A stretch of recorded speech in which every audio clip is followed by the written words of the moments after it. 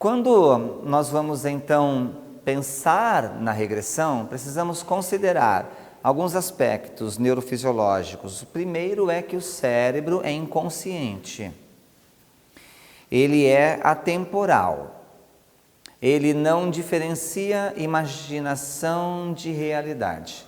Então, se eu tenho um evento do meu passado e esse evento me gerou algum tipo de problema, algum tipo de trauma, esse mesmo evento, enquanto não elaborado, continua rodando em background, ele continua se manifestando na minha vida.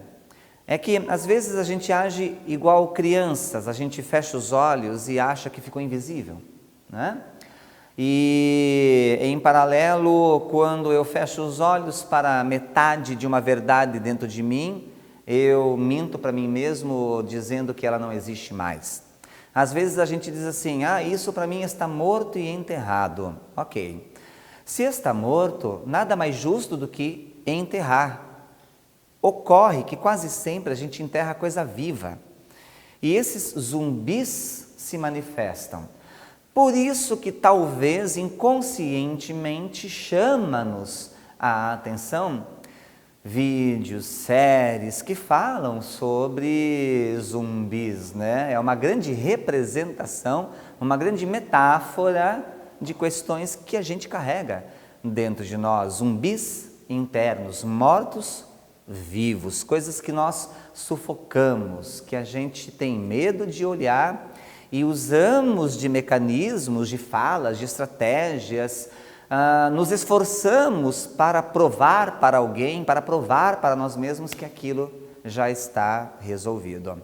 Quantas vezes na sua vida, na minha vida, nós achávamos que uma coisa estava resolvida e de repente alguma coisa acontece e desperta aquilo lá.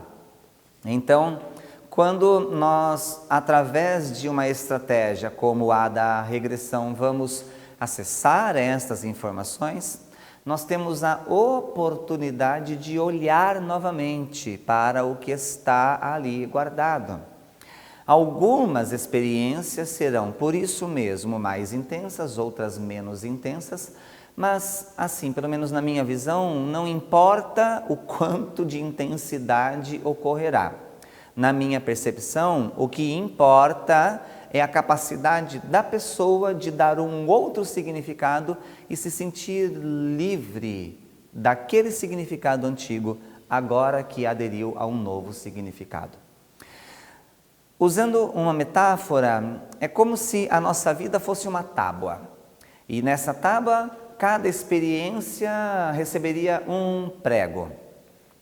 Existem pregos que nós já removemos e que estamos livres desses pregos, mas eles deixam uma marca, eles deixam um símbolo, eles deixam a presença, eles dizem, olha, eu passei por aqui. Às vezes, quando nós acessamos essas informações, elas ainda contêm um prego ali afincado. E o trabalho com a regressão será o de facilitar a pessoa a remoção desse prego. Dependendo da profundidade com o qual ele esteja cravado, talvez haja uma experiência mais ou menos intensa. Quanto mais superficial, mais fácil. E algumas vezes você, ao passar por essa experiência, perceberá que você achava que tinha um prego lá. Mas quando você volta, você percebe que, olha, ok, não era desse jeito, não foi como eu imaginei que era. Então, existem duas realidades que nos movimentam, uma interna e outra externa. Só que o que determina a vida é a interna. Na PNL a gente chama isso de representação interna. Na sexta-feira eu fiz algumas abordagens acerca da construção da representação interna, da subjetividade. Então nós tiramos de dentro e projetamos afora. Nunca é o que está lá fora, sempre é o que está aqui dentro. Nunca é o outro, sempre sou eu acontecendo. Não existe lá fora. Tudo é a minha interpretação. Então, às vezes, eu achava que aquilo não estava resolvido e em uma experiência com a regressão eu posso perceber que Cara, na verdade, tá ok. Eu apenas supervalorizei. E por que estas supervalorizações, às vezes, elas acontecem? Porque uma coisa é a criança passar por uma experiência. Outra coisa é o adulto. Eu lembro da primeira vez que o meu irmão foi para a escolinha. E ele estava numa certa expectativa, criança e tudo mais, e daqui a pouco foi o momento, minha mãe pegou ele pela mão, desceu, era perto, a pé, levou para a escola, só que quando ele percebeu que o portão fechou, ele entrou em desespero, porque talvez na cabeça da criança a mãe entraria junto e ficaria ali, e de repente a mãe larga ele lá dentro, fecha o portão e a mãe vai embora, então ele entrou em desespero. Uma coisa é uma criança estar passando por isso, a imagem, os sentimentos, as ideias que a criança faz. Outra coisa é você ver como adulto. Você olha como adulto e fala assim, nossa, exagerei, viajei na maionese. Então, às vezes, quando você passa por uma experiência com a regressão e resgata determinada informação, só de chegar até lá, você já muda o significado ao perceber que não era exatamente como havia sido armazenado.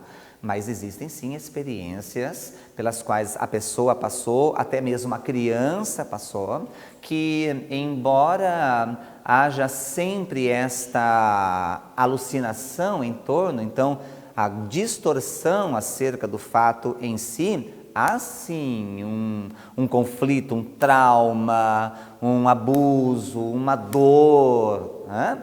E quando são experiências mais nocivas, por assim dizer, claro que quando voltar, a intensidade da experiência será maior, o prego está mais afincado, o trabalho para poder tirar esse prego será maior.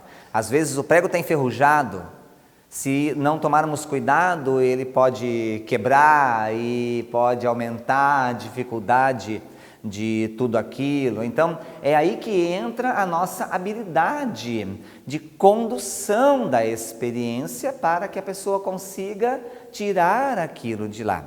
Sempre vai ficar a marca. Então, existem coisas que você pode acessar aí que você tem uma certeza absoluta de que realmente já está resolvido, não tem mais uma marca negativa, você sente que você já superou realmente, já tirou um significado, já amadureceu, mas seja como for, você consegue lembrar, existe o fato, é histórico, está lá, então o buraquinho do prego está lá, né? Eu atendi uma amiga, vou contar 2 casos rápidos, eu atendi uma amiga, ela tinha medo de peixe, fobia, não era medo, fobia de peixe. A reação dela era impressionante a peixe, mas não era de ver o peixe no aquário, o que também era desconfortável, e sim quando o peixe fazia barulho. Tchá, tchá, tchá, tchá, tchá, tchá. Ela pirava, ela gritava, né? Chorava, saía correndo, uma coisa muito louca.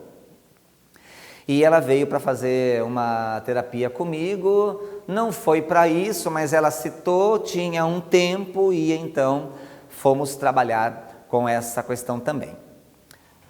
O que a gente espera? Bom, peixe, então talvez lá atrás algum evento com peixe, né? É o que parece que vai acontecer. Fomos voltando, o evento sensibilizador, ou seja, a primeira vez da vida em que isso se instalou nela, ela se percebeu como um bebezinho no colo de alguém, em meio a uma festa, e a festa estava agitada.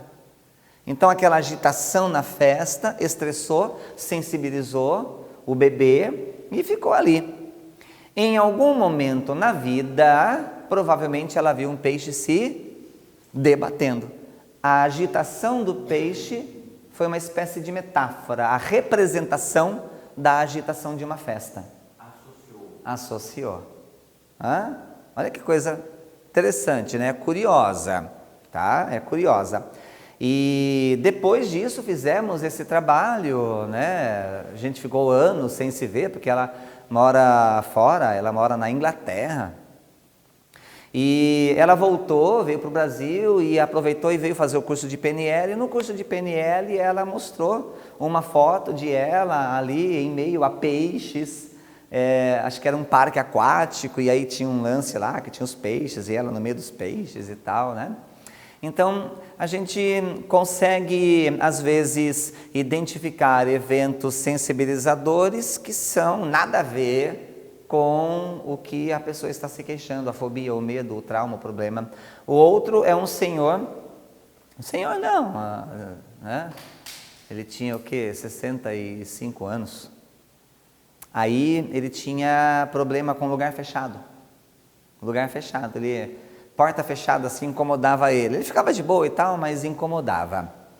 E tinha dificuldades para elevador, tinha uma grande dificuldade para avião, enfim. Fizemos aqui em um curso de PNL uma linha de tempo, não exatamente regressão, mas uma espécie de, com uma técnica de PNL, fomos voltando, e ele identificou, veio para ele uma informação como se ele fosse um bebezinho, né? Sabe, antigamente, quando a gente deixava o bebezinho que nem um charutinho, né? Fazia aquele pacotinho e o bebezinho ficava só com a cabecinha. Então ele se viu, na cabeça dele falou que a cor da manta era azulzinha, né? E ele estava ali preso sem poder se mexer. Então esse charutinho sensibilizou. Às vezes a gente acha que, sei lá, ficou preso em algum lugar e tal, e era um charutinho, né? Então, eventos sensibilizadores é a primeira vez. Ativadores é quando dispara aquele gatilho que já foi instalado em algum momento.